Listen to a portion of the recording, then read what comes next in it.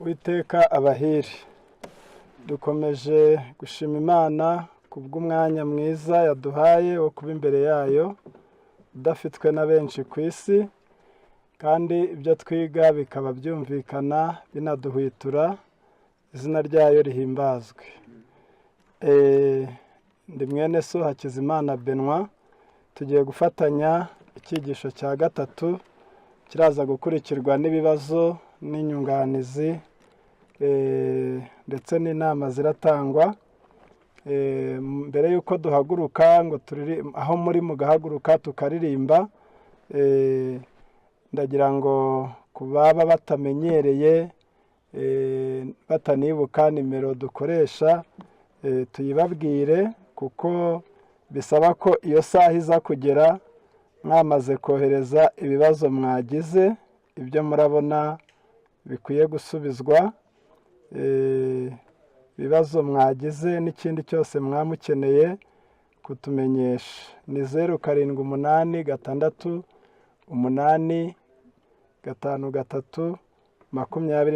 0786532527. Ndasubiramo, ni 0786832527. Ni ubutumwa bugufi, ntabwo ari uguhamagara. Ushobora kwandika kuri WhatsApp cyangwa se ukohereza ubutumwa bugufi. Reka rero turirimbe indirimbo y'163, aho muri murahaguruka. Yesu arahamagara ati nindunkorera none, isarura rirageze ninduri busarure. Umva ukwa guhamagara kandi azagororera, umusubiza wese ati ndi hano mwami ntuma.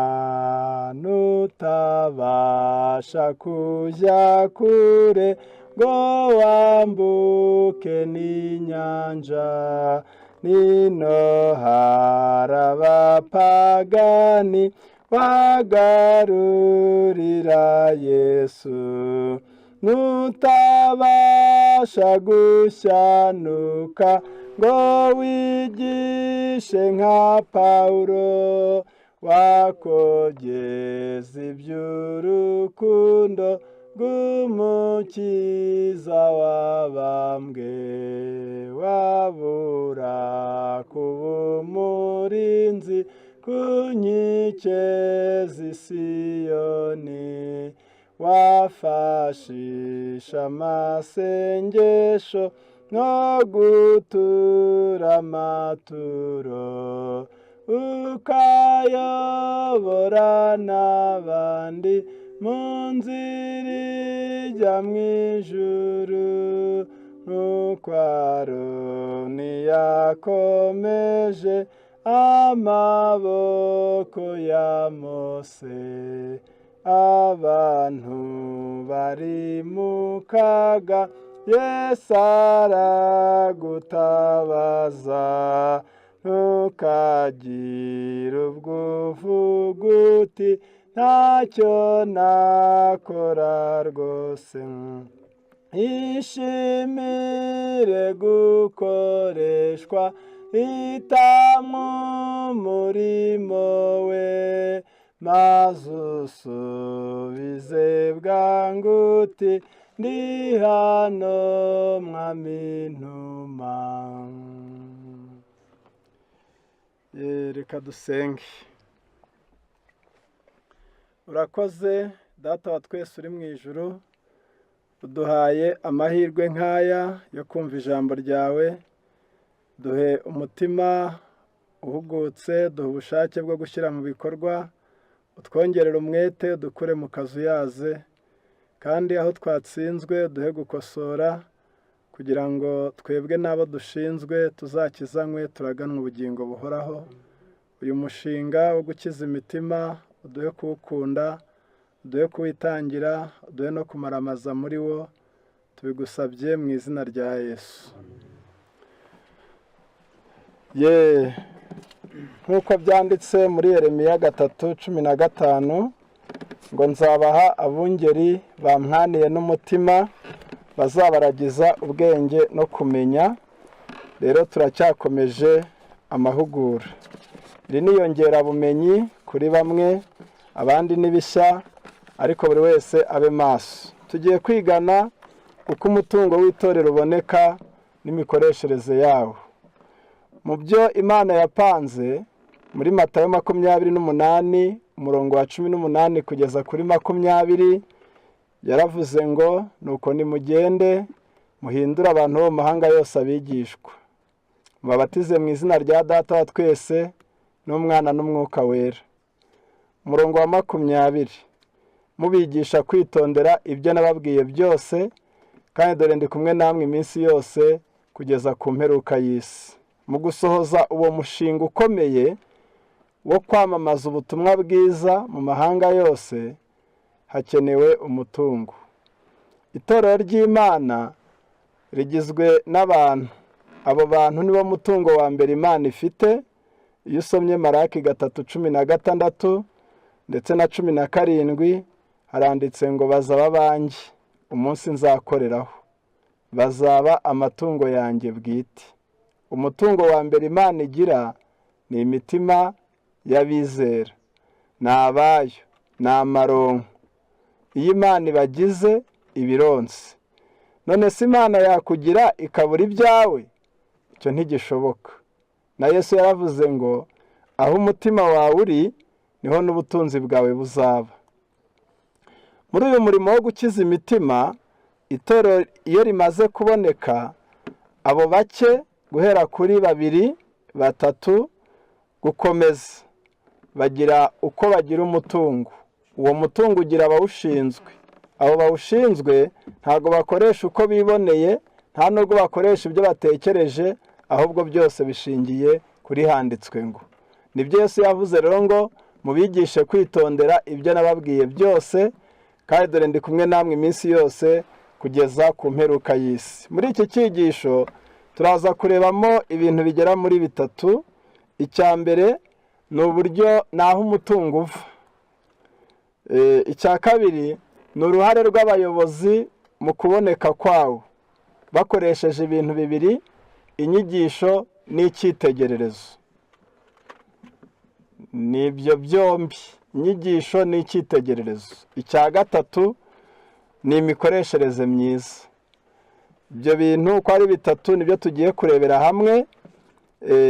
Uko umutungo uboneka, uva hehe. Kabiri ni uruhare rw'umuyobozi.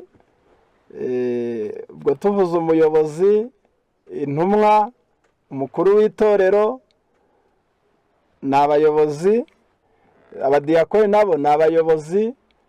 Hari uruhare rwabo mu kuboneka k'umutungo. Ubwo unabuze nibo barebwaho. Nk'uko twigaga ibyo kuragira, iyo umukumbi udakamwa ntabwo aba ari ikibazo cyawo, ahubwo ikibazo aba ari icy'umushumba. Habuze umukamo ntihatonganywa umukumbi, nta nubwo wakubita amacebe, ahubwo wahwitura umwungeri, wamutonganya kabisa. Udaketse ko yarigishije, abatakamye neza, atakamye neza, abataragiye, wakurikirana ukamenya impamvu. Kandi zibaye zinarwaye yaba afitemo uruhare kuko niwe uzivura. Ubwo rero aho yarigitira hose ntabwo umushumba yabikwepa. Niyo mpamvu rero iri shami turyiga ntabwo ari ugukurikirana ifaranga, kuko mu mibereho y'imperuka ngo bazabakunda impiya, ku buryo kuko turi mu mperuka hari n'imyemerere ishingiye kuri uwo murongo, idashingiye gukunda Imana, idashingiye gukunda ijuru, idashingiye ku gukunda imitima, ahubwo ishingiye ku gukunda impiya. Ab'Imana suko bakunda Imana n'abayo, ariko ntiwakunda Imana ngo uyime ibyayo. Ntabwo wakunda Imana ngo uyirutishe ifaranga, ahubwo wahomba byose ariko ukabana n'Imana.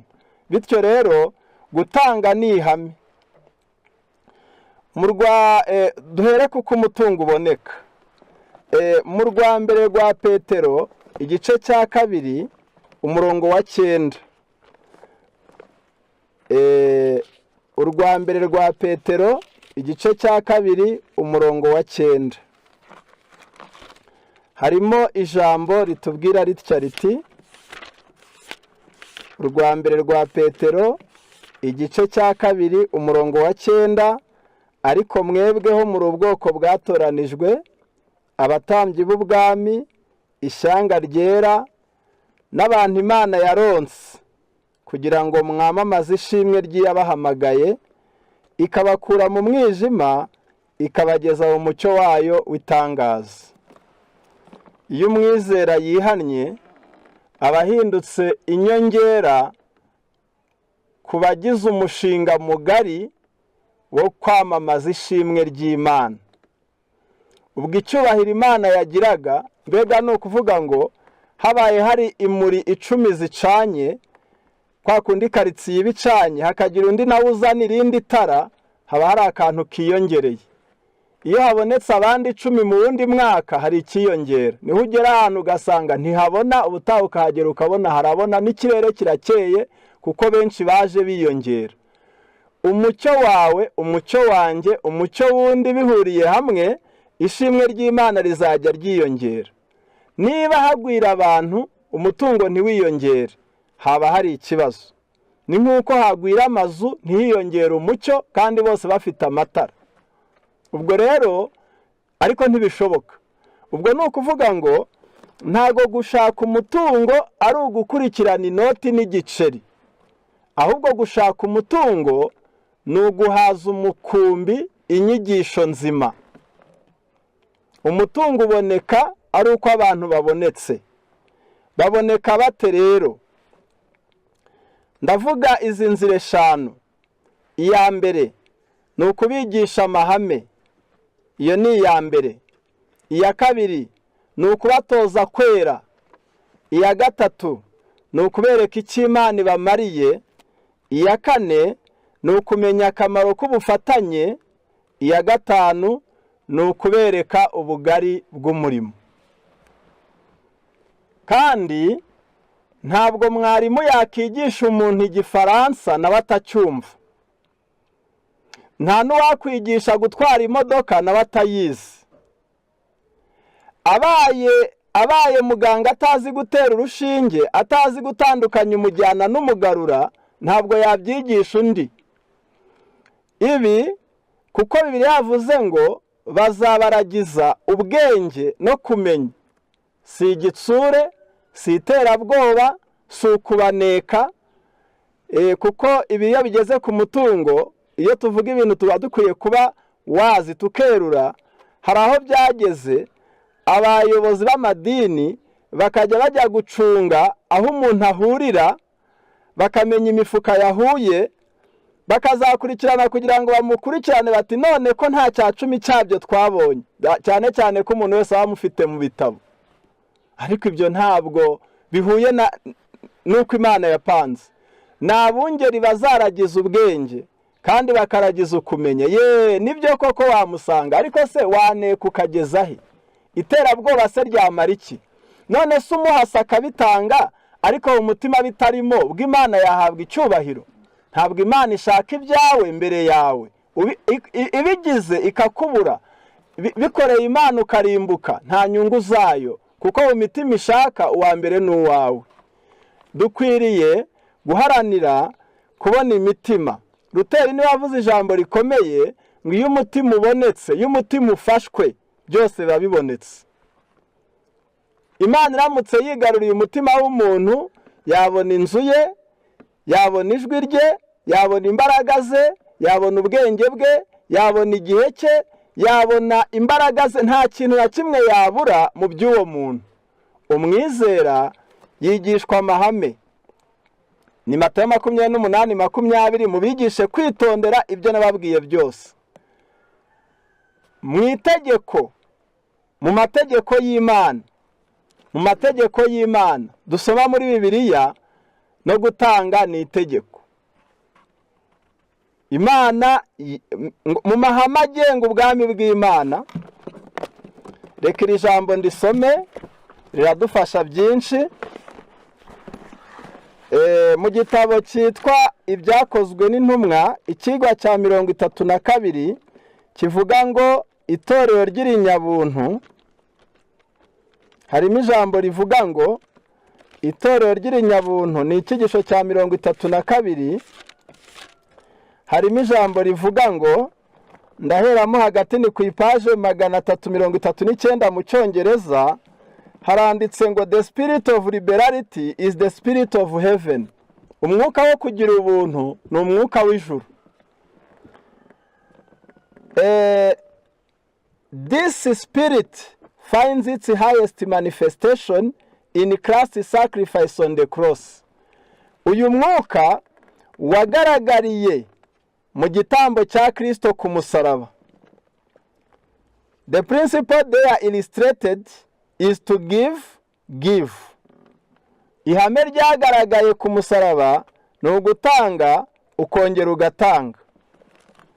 Aha gutanga ni ihame ry'ijuru, ni ihame ryagaragaye mu mibereho ya Kristo, ni ihame yagaragaje ku musaraba, noneho ni ihame rigenga b'Imana. Mu gihe ihame rigenga b'isi baranditse ngo ni amase toujours amase, ni ukurunda ukongera ukarunda. Ni amahame birahanganye. Umuntu wese ushaka ijuru no kuzabana n'ijuru agomba kwitoza gutanga, uretse no kwishyura, kuko iyo bigeze ku cya 10 ni ukuriha, ni ukugarura iby'abandi, ni ukugarura iby'Imana biri mu byawe, ariko hakwiye kwiyongeraho no gutanga. Kubyigisha nk'ihame ni uburyo bwo kubona umutungo, ariko umuntu wamaze kuboneka, iyo abizera babaye abera, ni icya kabiri kubatoza kwera. Mu rwa mbere rw'Abatesalonike igice cya 5 umurongo wa 23 haranditse ngo Imana y'amahoro ibeze rwose. Ibeze rwose, iryo jambo rwose ntabwo ari rwose bipfuye kubaho, ahubwo ni rwose byuzuye rwose, byuzuye hataburaho na gato. Noneho kandi mwebwe ubwanyu, umwuka wanyu, ubugingo n'umubiri birarindwe bitazaho umugayo ubwo Yesu Kristo azaza. Iyo bigeze ku kwera, burya amafaranga menshi aja mu bibi, kandi iyo umuntu abaye uwera ayo mayira arafungwa.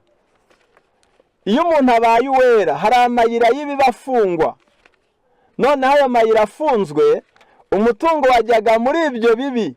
Ngaho nawe reba umuntu agiye kwitukuza ayo byamutwara, reba rero agiye kunywa icupa ayo bimutwara, reba rero ahuye n'umusekeye nawe akamuha ayo bitwara, reba rero iyo amaze gusinda ayo bakora mu mufuka, reba iyo amennye ikirahuri ayo yishyura, ayo yose ararokoka iyo yejejwe. Ubwo abaja mu ndaya ni amafaranga. Ibibi byinshi nuwa ngo imbaraga twashyiraga mu by'isi iyo twejejwe Satani abazihombye, twashaka twamubwira ngo ntabwo tuzagusigira n'urwara, nkuko Mose yabibwiye Farawo, habe n'urwara tuzagusigira. Umutungo iyo umuntu yejejwe n'ibyo biraboneka. Muri iki gitabo cyitwa Imigani ya Kristo, cyigisho cya 2 kivuga ngo umubibyi, ni ikigisho cya 2, ndasoma ku rupapuro rwa 49 mu Cyongereza, haranditse ngo Imigani ya Kristo, ni ikigisho cya 2, ni page 49, handitsemo ijambo ritubwira ngo true holiness is holiness in the service of God. Kwera nyakuri ni ukwirundurira mu murimo w'Imana. Abizera nibezwa bazirundurira mu murimo w'Imana, igihe imbaraga, ubwenge, umutungo, icyitegererezo byose bizajya mu murimo w'Imana. Ntabwo Imana yakugira rero ngo ibure ibyawe. Icya 3 ni ukubereka icyo Imana ibamariye. Abantu benshi ku isi ntabwo bazirikana ukuboko kw'Imana mu byabo. Abo bana bavuka ari bazima, mu gihe undi ahora kwa muganga. uko kwezi wagize kw'akazi niba winjiza na miliyoni y'amadolari ni uko wabaye muzima. Iyo urwara cyangwa ukarwaza, icyo gihe cyose wari kukimara mu bitaro, hari n'igihe byari kurangira usezeye ku kazi cyangwa usezerewe. Kuba uri muzima ni igishoro, kurindwa ni igishoro, kugira apeti ni igishoro, kubona ibyo urya ni igishoro, umutekano ni igishoro, imigisha yiyongera mu byo ukora, imodoka ntizihirime, imyaka ikera, inka zikabyara, iduka rikabona abakiriya, imisoro ikaboneka, Imana ikabirinda impanuka, agaheka kaba keza, ugasanga ibintu biri kugenda neza, mu minsi mikuru ukabona amafaranga, ibitekerezo byunguka imishinga. Aho hose harimo ukuboko kw'Imana. Kwima uwo mubosi, kwima uwo mugira neza, kwima uwo mukunzi ni ubwenge buke. Abantu nidusobanukirwa icyo Imana imaze mu buzima bwacu bwa buri munsi, tukayibona ku birayi, tukayibona ku mwumbati, tukayibona ku gitoki, tukayibona yitambitse aho dukamira, tukayibona yitambitse hagati y'umucuruzi n'umukiriya, hagati y'ibyo twaranguye n'ibyo tugurishije, tuzamenya ko ntacyo dufite cyacu ubwacu, ari twe n'ibyacu tuzumva ko turi ab'Imana. Mu gitabo cy'ibihamya umuzingo wa 5 paje 150 harimo ijambo rivuga ngo, ibihamya umuzingo wa 5 paje 150 harimo ijambo ritubwira ngo, ni ikigwa kibaza ngo mbese umuntu yakwiba Imana, yanyaga Imana cyangwa se yayima ibyayo? Harimo ijambo rivuga ngo uburyo bumwe rukumbi Imana yateguye kugira ngo iteze imbere umurimo wayo ni uguha umugisha, is to bless men with property, ni uguhira abantu ibaha imitungo. Imana yatanze umugisha, iravuga iti uyu muhaye umurima, uyu muhaye ikibanza, uyu muhaye amatungo, uyu ni ishyamba, uyu nzatuma iwe haboneka zahabu, mu murima we havemo koruta. Imana uburyo bumwe rukumbi, the only means, uburyo bumwe rukumbi Imana yapanze ko buzateza imbere umurimo wayo ni uguhira abantu, ni ukubaha umugisha, to bless, ariko uwo mugisha akaba ari imitungo. Haranditse ngo he gives them the sunshine and the rain, ibaha izuba, ibaha imirasire y'izuba, ikabaha n'imvura, ibaha ubuzima, ikabaha n'ubushobozi bwo kuronka umutungo. Iyo migisha yose iva mu kuboko kugira neza, nayo yifuza ko tuyigarurira, yifuza ko ku ruhande rwacu abagabo n'abagore twakerekana ishimwe, tukayigarurira ibyayo mu 10, mu maturo. Imana iduha izuba, Imana iduha imvura, Imana iduha ubwenge bwo kuronka ubutunzi n'ubushobozi.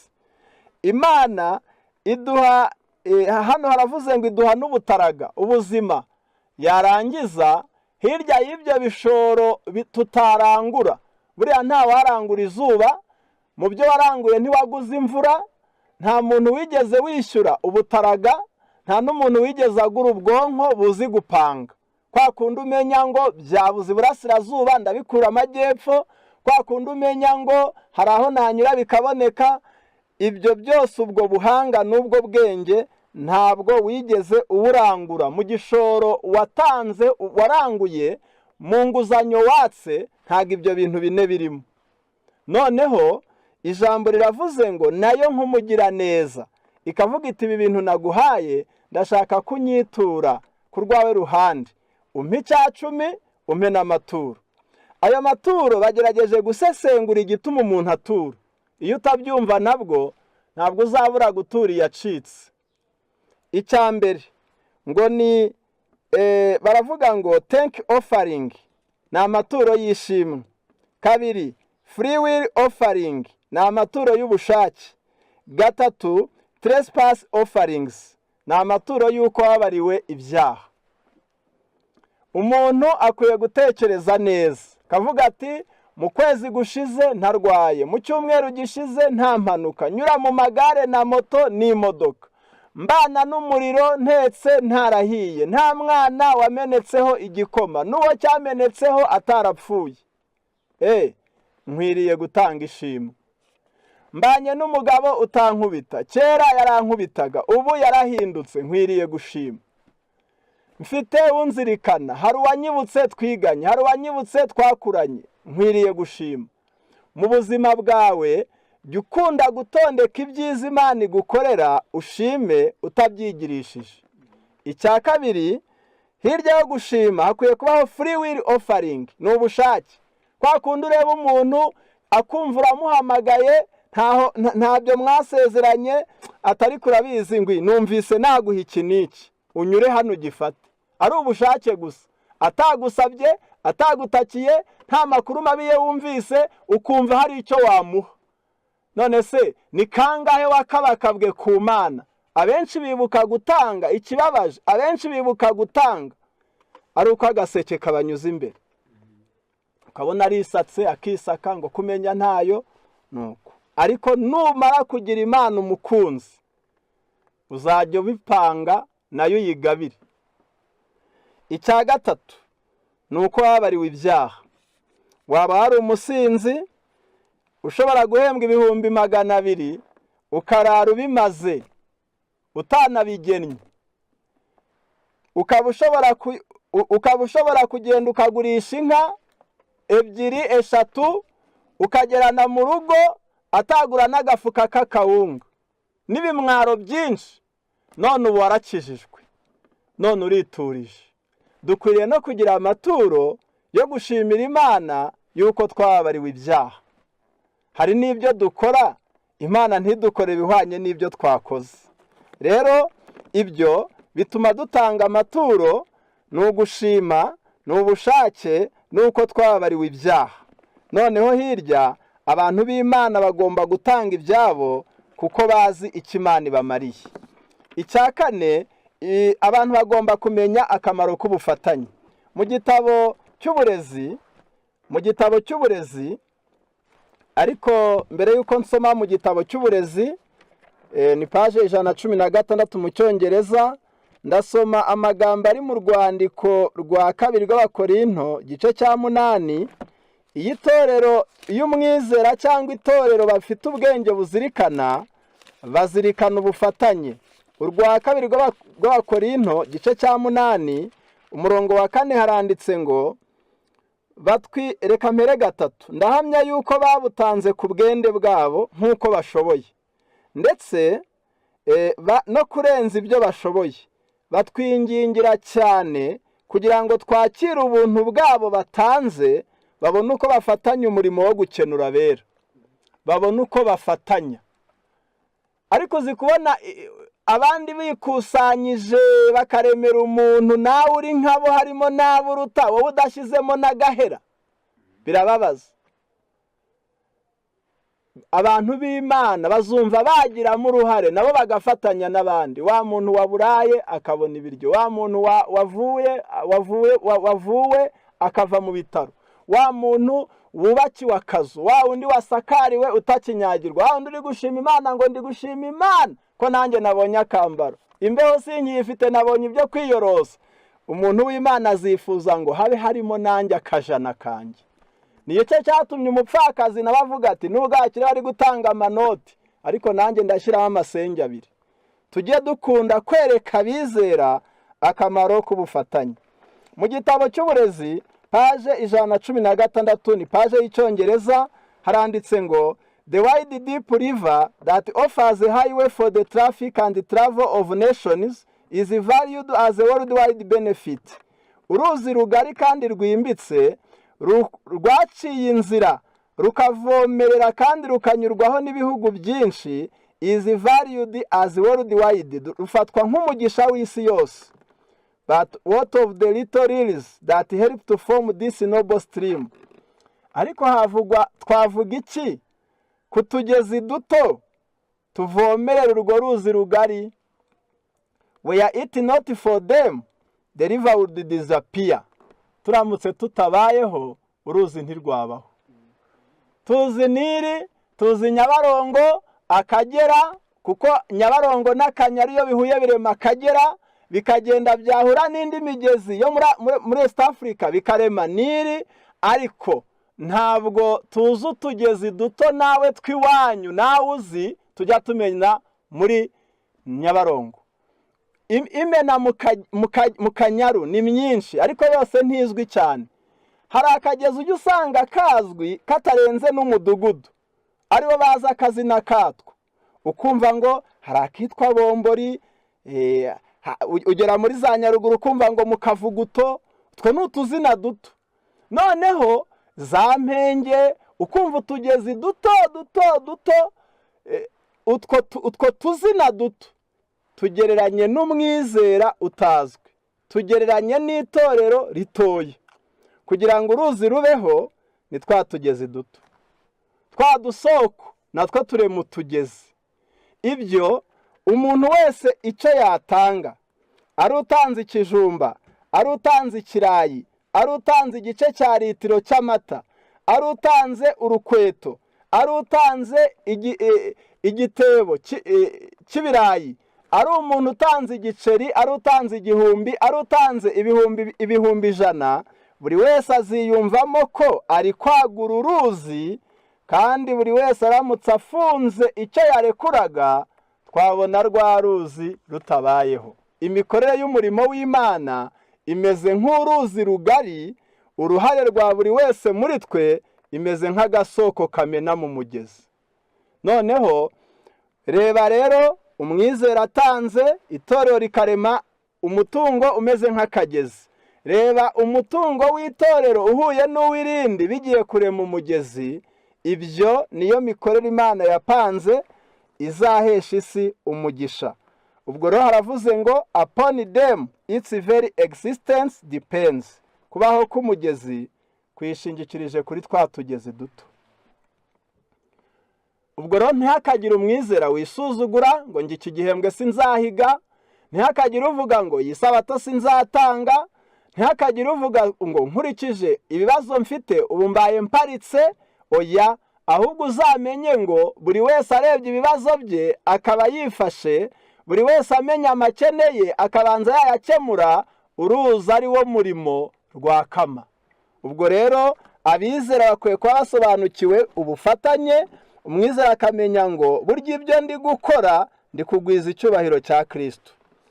Icya gatanu, kugira ngo abizera bitange kandi batange ibyabo babikunze, bakwiye kumenya ubugari bw'umurimo mu makuru.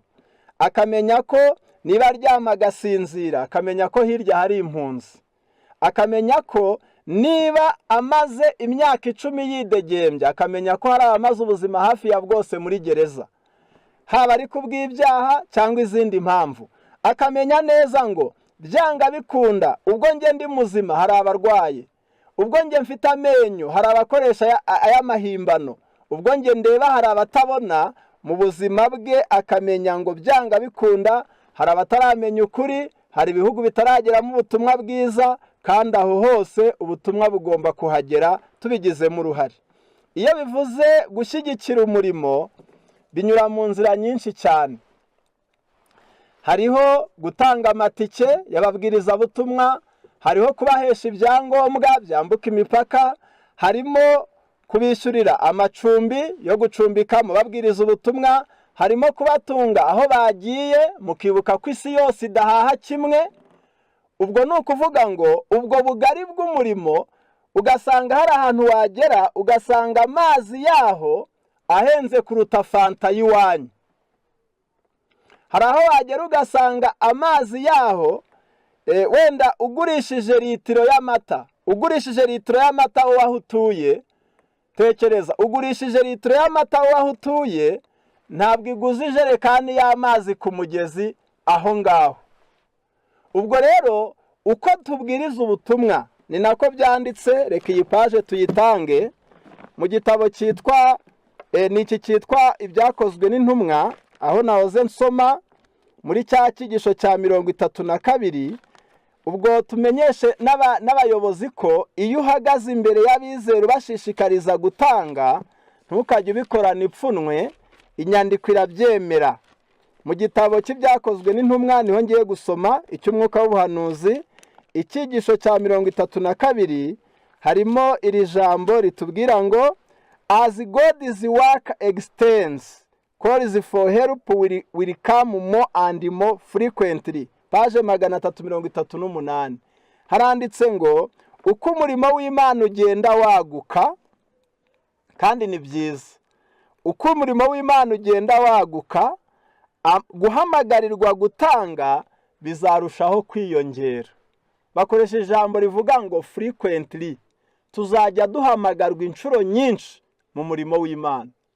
Amahamagara yo gutanga, amahamagara yo kugoboka umurimo azajya atangwa kenshi. Wumva itangazo riraje, mbere waribonaga rimwe mu mezi 6, uzajya uribona buri cyumweru. Umurimo w'Imana uko waguka, amahamagara ntabwo azaba make, nubwo tuzaba benshi, abatanga bakaba benshi, n'ibitangwa bikiyongera, kuko Imana izarushaho kutwagura mu bwenge no mu bushobozi, ariko amahamagara yo gutanga azarushaho kuba menshi. Imfubyi ziziyongera, abarwayi baziyongera, abamenya ukuri baziyongera, intumwa zizitanga ari nyinshi, nizitanga ari nyinshi amatike aziyongera, ibiciro bizazamuka ku masoko, aho twagendaga n'amaguru hari azakoreshwa imodoka, hari azakoreshwa indege. Ibyo byose bizongera amahamagara yo gutanga. Rero abizera ni umutungo w'Imana, niko twatangiye dusoma. Ababaragira ni abungeri, ibyo abaragira ni ibyo kurya, ni inyigisho nzima. Izo nyigisho nzima zizabigisha amahame, zibatoze kwera, zibereka icyo Imana ibamariye, bamenya akamaro k'ubufatanye, kandi bazamenya ukwaguka k'umurimo w'Imana. Nguko uko umutungo uboneka. Nuboneka rero, umugabura, ubwo ndavuga intumwa n'umukuru w'itorero, bazaba babigizemo uruhare. Reka dusome iyi nyandiko mbere yuko tujya ku ngingo ubwo ni ingingo ya 2 tugezeho. Ndavugaho iki kimwe gusa, tukajya ku ngingo ya 3. Ibihamya umuzingo wa 6, page 272. Ubaye uri umukuru w'itorero, ubaye uri intumwa, wowe ushinzwe itorero, umuntu wese ufite itorero ashinzwe, amenye ko ibi bimureba. Ibihamya umuzingo wa 6, page 272. Nongere mbibutse ko uramutse wigishije abizera gusenga, ukabigisha kwihana, ukabigisha kwizera, ukabigisha gukundana, ukabigisha kubabarira, ukabigisha ko Yesu ari hafi, n'ibindi byinshi, ugasiga ingingo yo gutanga, ntago uba wubahirije itegeko rya Yesu, kuko yavuze ngo mubigishe kwitondera ibyo nababwiye byose. Page 272 haranditse ngo ni ibihamya umuzingo wa 6, page 272 haranditse ngo the minister should educate the various families and strengthen the church to care for its own sick and poor. Umugabura agomba kwigisha imiryango itandukanye, akanashishikariza itorero kwita ku barwayi n'abakene baryo. Its own sick and poor, abakene bo muri ryo n'abarwayi bo muri ryo. Ndasubiramo iyi nyandiko kuko irasobanutse. Umugabura agomba, bakoresha ijambo educate, ni ukurera, ni ugutoza. Agomba kwigisha no gutoza imiryango itandukanye, various families. Iki ni icyigisho kitarangirira ku ruhimbi, kigenda kikagera no mu rugo, kigera no mu biganiro ugirana n'abizera uyoboye, wabasuye muri ku mashyiga cyangwa muri salo, cyangwa uri kubafasha uturimo, kuko nabyo bibaho. Ukabigisha kwita ku barwayi babo n'abakene babo. Ubwo rero hepfo haranditse ngo he should set at work the God-given faculties of the people. Agomba gushyira ku murimo ubushobozi bw'abantu. Wa wundi uzi gupanga, wa wundi uzi imibare, wa wundi uzi kureba kure, buri muntu wese mubyaza umusaruro. Wa wundi uzi guhinga, wa wundi uzi kumenya ibigura make, mutume amenye gushakira wa mukene uciriritse. Ba bantu b'abahanga mu kunoza jya ubifashisha mu itorero.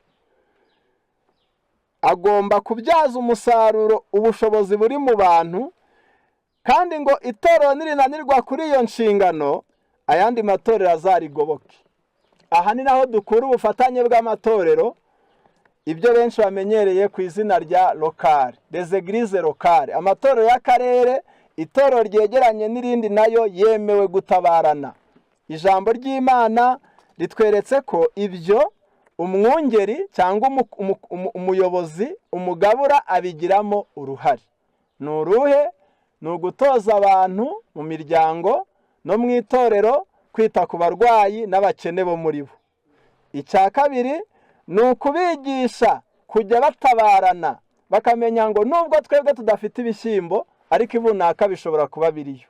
Dushobora kuba twebwe tutashobora kuvuza uyu muntu, ariko ibunaka bamutuvuriza. Twebwe nta gare dufite, ariko ibunaka bamudutwarira. Ubwo itorero rikitabaza irindi nk'uko naryo ritabara ayandi. Buriya mu mubiri, iyo urugingo rwanze gukorana n'izindi cyangwa kwakira imirimo y'izindi, nirwo rugiramo ikibazo. Rero abizera bakwiriye kwigishwa gutanga, ariko hepfo hari ikindi cyanditswe ngo bazigishwe let them deny themselves luxuries and needless ornaments. Ngo bazirinde ibiguze menshi n'imitako y'imfabusa. Ngo hari ibintu bimara amafaranga bitari ngombwa, nacyo ujye ukigisha. Twa tuntu uzaba uri gufunga amarembo yari kwiba amafaranga, aho niho Farawo anyura ayigarurira. Noneho Satani hari utuntu ahimba nyine tudafite akamaro tw'imirimbo tugezweho, twadutse, turyoheye amaso, ariko two kumara amafaranga gusa. Byaba ari ibigezweho, byaba ari imirire itari ngombwa, byaba ari imyambarire itari ngombwa, byaba ari imyubakire itari ngombwa n'ibindi. Icyo kintu cyose cyatuma Satani yiba amafaranga, ngo umugabo azigisha abizera kwibuza ibiguze menshi ndetse no kwibuza imitako y'imfabusa, ngo kugira ngo abakene nabo bagubwe neza. Aho kugira ngo urimbishe ibitagira akamaro inzu yawe, nyabuna reka n'undi nawe abona inzu iyibanza izamuke, noneho uzarimbire mu ijuru. Nibakora batyo bagakurikiza izo nyigisho, ngo bazabubahirije igice cya Yesaya 58. Harimo byinshi muri Yesaya 58, ariko aha ikivuzwemo ni ijambo ryavuzwe ngo ukihotorera umushonje. Noneho kandi haranditse ngo and the blessing they are pronounced will be theirs. Kandi umugisha wavuzwe muri Yesaya 58 uzaba uwabo bizera. Nta gihombo cyo gutanga. Indwara zirakira kubwo gutanga, ibibazo birakemuka kubwo gutanga, amahoro araboneka mu mutima kubwo gutanga, iby'umwuka biriyongera kubwo gutanga, inshuti ziraboneka kubwo gutanga, uzagobokwa mu bibazo kubwo gutanga. Reka aho mpashyira isomo Zaburi 41, utazagira ngo kwita ku bakene n'umurimo woroshye. Zaburi 41, Imana ntibesha, njya numva baririmba ngo ahemba neza ntiyambura, icyo Imana yavuze igikirinda kigasohora. Zaburi 41 umurongo wa 2, abandi ni uwa mbere, haranditse ngo hahirwa uwita ku bakene, Uwiteka azamukiza ku munsi w'ibyago. Uwiteka azamurinda mukize, kandi azahirwa ari mu isi, kandi ntumuha abanzi be kumugirira uko bashaka. Uwiteka azamwiyegamiza ahondobereye ku buriri, ni wowe umubyukiriza uburiri iyo arwaye. Burya noneho harimo n'ubwishingizi. Reka rero tujye ku ngingo ya nyuma, ivuga ngo uko uwo mutungo ukoreshwa.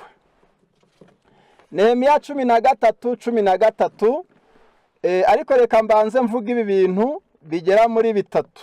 Icya mbere ni ukuwubika neza. Icya kabiri ni ukuwukoresha icyo wagenewe. Icya gatatu ni ugufatanya kuwupangira.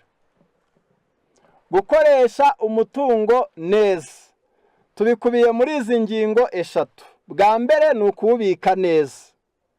Kabiri ni ukuwukoresha icyo wagenewe. Gatatu ni ugufatanya kuwupangira, kuko abadiyakoni ntago aba ari umwe. Ubwo ba nyirabyo muri kubyumva. Yewe n'ahataratorwa abadiyakoni tugirwa inama yo gutora abarenze umwe, hakabika umwe wenda, ariko bose bashinzwe kuwupangira. Ukirinda gukoresha umutungo wenyine, kuko Bibiliya yavuze ngo abizeye bahuzaga umutima n'inama, ngo ntawagiraga ubwiko ku kintu, ngo ahubwo byose barabisangiraga. Ngo bari bafite amazu n'amasambu, bagurishaga amazu bakazana ibiguzi by'ibyo baguze bakabishyira ku birenge by'intumwa. Ijambo rivuze ngo ku birenge by'intumwa birasobanuye ngo aho intumwa zicaye. Nuko Bibiliya ikoresha amarenga, ariko ubwo ni nko kuvuga ngo intumwa zicaye ku musambi, zicaye ku dutebe, zicaye ku biti simbizi, wewe wazanaga umutungo ukawusukaho, zikawupangira ziri kumwe. Ku birenge by'intumwa bisobanuye ngo mu nama. Noneho rero ubwo gukoresha neza umutungo mbisubiremo, harimo kuwubika neza. Ni Nehemiya 13:13. Kabiri harimo kuwukoresha icyo wagenewe. Ni ibintu bibiri. Ni Yohana 13:29. Ni ibintu bibiri: kubwiriza ubutumwa no gufasha abakene. Icya gatatu ni ugufatanya kuwupangira. Ibi rero ku cya mbere, iyo bawubika neza, ni ugufatanya kumenya ibyinjiye n'ibisohoka. Ntihagire uwugira uwe, ntihagire umenya ibisohotse wenyine, ntihagire ubazwa amakuru ngo avuge ngo ntibibareba. Gufatanya kumenya ibyinjiye n'ibisohoka. Kwirinda kuwiguriza no kuwuguza. Noneho ariko n'uwubitse akaba umwizerwa. Kuwukoresha icyo wagenewe ni ivugabutumwa. Harimo inyandiko, harimo amatike, harimo ibyangombwa by'ingendo n'ibindi byose bikenerwa mu ivugabutumwa, kuko ivugabutumwa ririmo imigabane ibiri, hari irya hafi n'irya kure. Ariko tukazirikana ko irya kure rikenera mwinshi ku mpamvu nkuru zigera muri ebyiri. Iya mbere ni uko hirya y'aho turi akenshi ahashya ntago haba haboneka abizera bashoboye gufasha abakene. Ibyo bikorwa n'intumwa. Nta n'abazagoboka intumwa, ahubwo hari abigoboka. Muri abo bizera bakayigobotse, bakayihaye amazi, bakamenye ngo isabune yamushiranye, bakamuhaye utuvuta two kwisiga, akenshi ahubwo baza kwisiga kuye, kandi bayabura bati nta buntu agira. Ubwo rero urumva ko aho hakwiye kujya mwinshi kuruta iwanyu. Icya kabiri, nabona umurwayi nta ngo zihara azapanga ngo zimusure, ahubwo azamusura akoze muri bya bindi yari kurya. Icya kabiri gituma kure hajya umutungo mwinshi, ni uko hari ibikenerwayo bidakenerwa iwacu. Niba iwacu ducumbika, hari azishura inzu. Niba yacumbika mu nzu zacu agacumbika iwe, najya ahandi azashaka inzu akodesha. Azishura ingendo, azishura visa, azishura pasiporo n'ibindi. Uturere twose tugira ibikenewe byatwo, ku buryo inyandiko yemera mu gitabo cyitwa umurimo w'ivugabutumwa, Ministère Evangelique, page 444, havuga ko mu kwiga amakene y'umurimo hazajya higwa amahirwe ya buri karere n'ingorane zako. Ubwo rero ibyo bituma hirya y'aho turi hoherezwa umutungo mwinshi.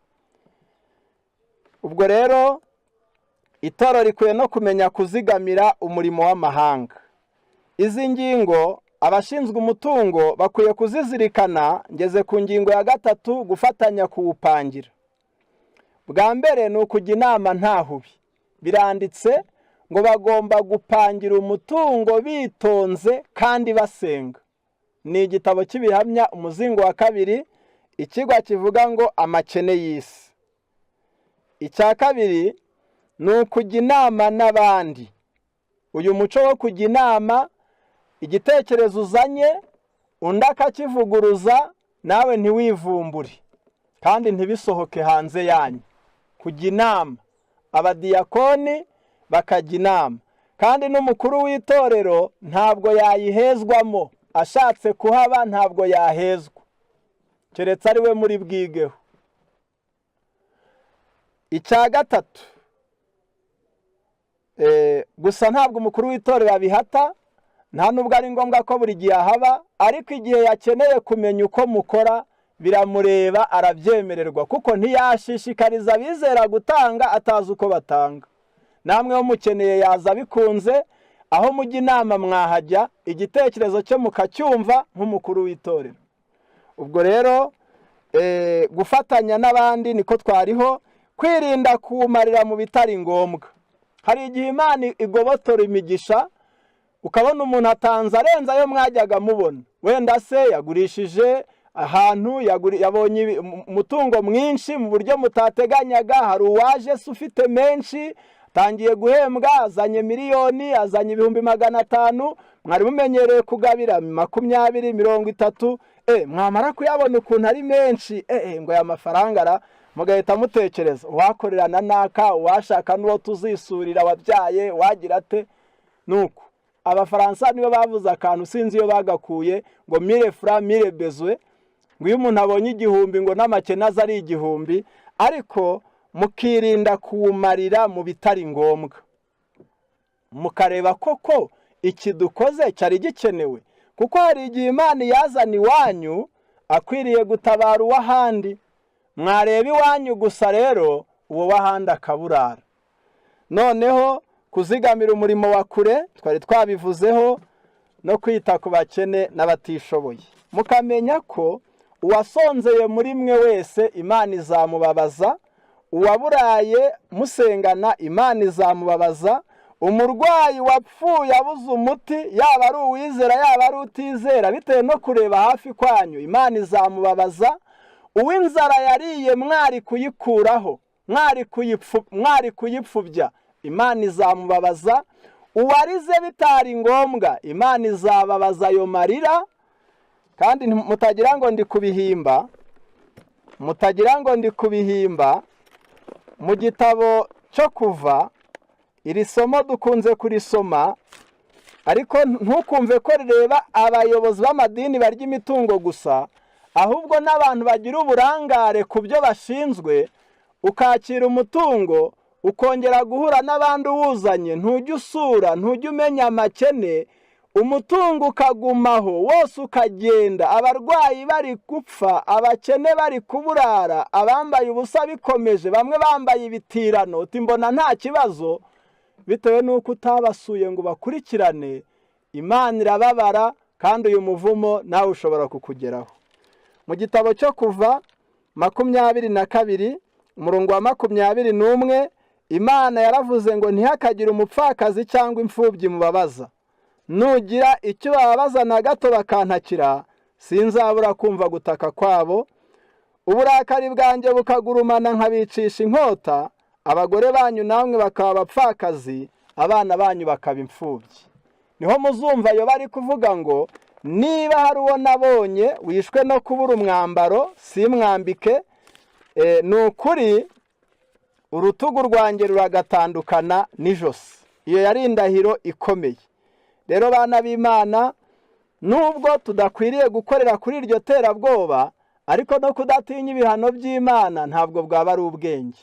Ikwita ku nshingano, ukamenya ngo wa mwizera abarwaye ndahakikisha amenye ko yagezweho, wa wundi urya bimugoye ngiye kumenya uko uku kwezi bimeze, ese ko mbona nanjye ukora biri kugorana, wa undi w'umushomeri we ubu bimeze bite?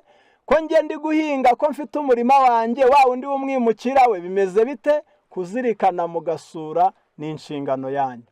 Rero abadiyakoni ngo barindanaga ifuhe ibintu bibiri: ni amakene ya buri mwizera, cyo ni kimwe, kuyarinda n'ifuhe, kumenya ngo ko mperuka nta kambaro yarakabonye, se ko mperuka ari guhinga yabonye imbuto, se ko mperuka ari gushaka umurima yarawubonye, ese kumenya yashaka kwatisha aho ntibamuhenze bikarangira adahinze, aho kuzagenda tugiye kuzimya umuriro reka tuwupfubye hakiri kare. Ibyo abadiyakoni bagomba kugira umutima ureba kure, bakaba nk'aho undi wavuze ngo urambwira rimwe nkumva kabiri. Umuntu arakubwira ati nta kigenda pe, ugahita umenya icyo avuze. Hari uwo twigeze tujyana rimwe mu ibwirizabutumwa, naramukunze cyane, agahita yinyabye inyuma y'inzu, akareba bacanaga hanze aho twasuraga, agahita akora mu iziko, akambwira ati iri ziko ntago riherukamo umuriro, na nimugoroba ntibacanye, na mu gitondo ntibacanye, aha hantu reba mu dufaranga tubitse, twari mu murimo w'ibwirizabutumwa, aha hantu dutanga akantu kugira ngo batajya kwikopesha, koko wayabaha bakwivamo bati yewe muragobotse pe, ni ukuri twari tubuze uko tugira. Mu by'ukuri amaso areba kure amakene y'abandi nayo Yesu yayaguha. Uwo mutima niba utawugira ni ukuri uzapfuka mu busabe, kuko kugushinga umutungo bakagushinga iby'ubuntu nta buntu ugira, bakagusaba kureba kure ngo abadiyakoni bakwiye umwuka ubwenge.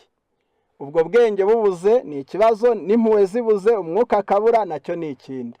Rero muzarinde amakene y'abizera umuntu ku giti cye, ariko ngo muzarinda n'ifuhe n'inyungu z'umutungo muri rusange. Muzawurinda n'ifuhe. Murebe hari ko uwo mutegera moto atarakwiye imodoka, murebe ko uwo mutegeye moto atarakwiye kuba yazindutse. Mbega amafaranga y'umurimo w'Imana nayo ajya afuhirwa, bikorwe n'umudiyakoni, bikorwe n'umukuru w'itorero, bikorwe n'intumwa n'umubwirizabutumwa, uhura n'umutungo wese ategetswe kuwufuhira, kuko ari uwera ujya ukora icyo wagenewe. Reka dusoze tubabwira ngo uyu murimo ni mwiza, uyu murimo ni mwiza kuko utera igikundiro, uyu murimo ni mwiza kuko ugutoza imico nk'iya Yesu.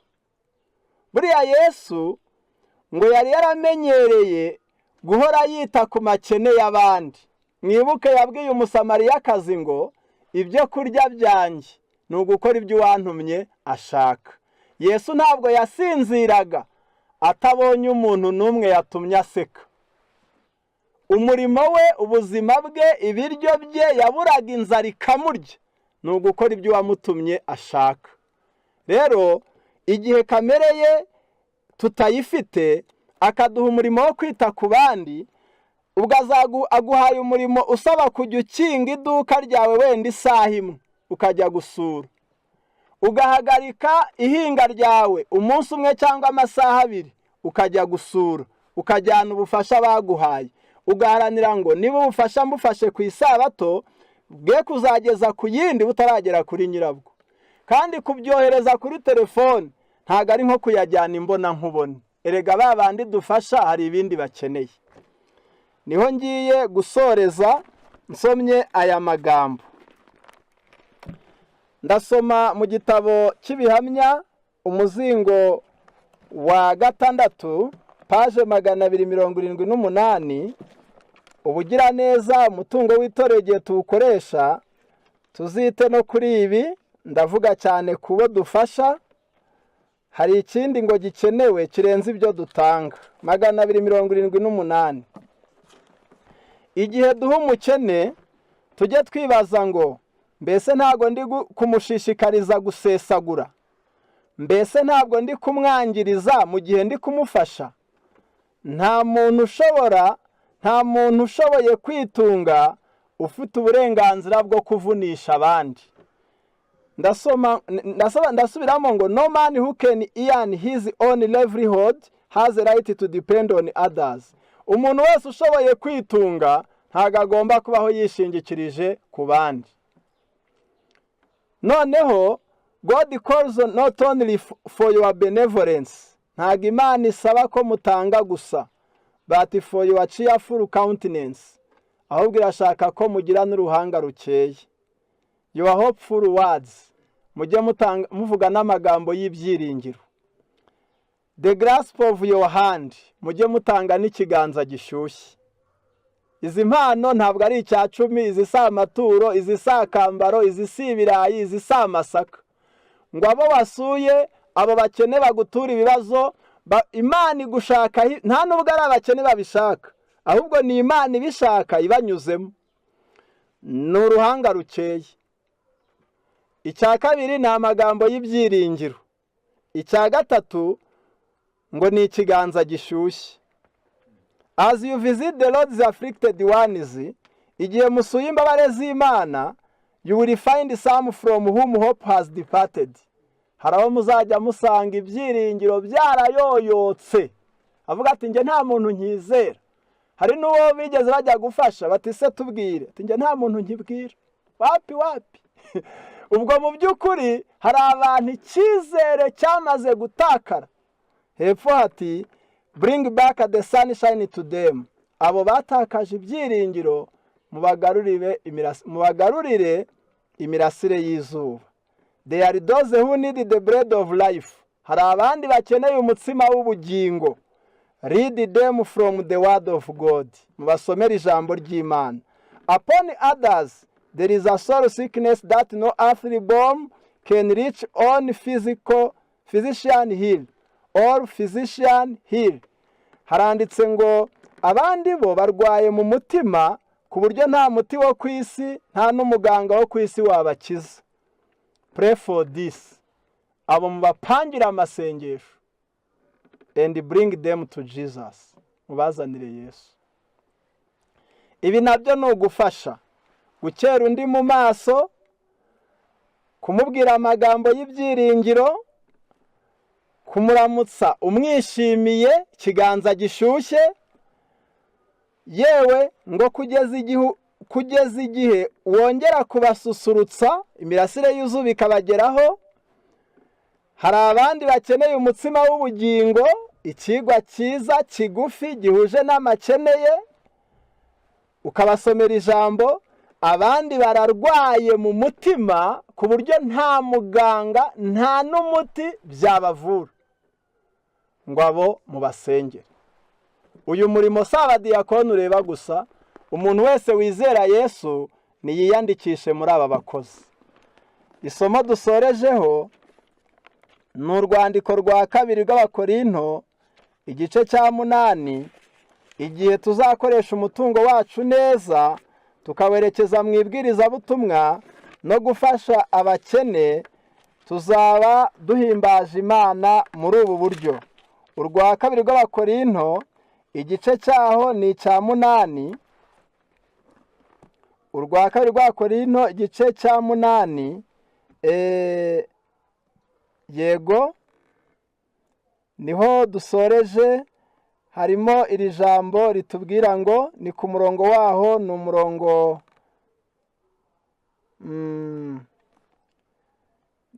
wa 19.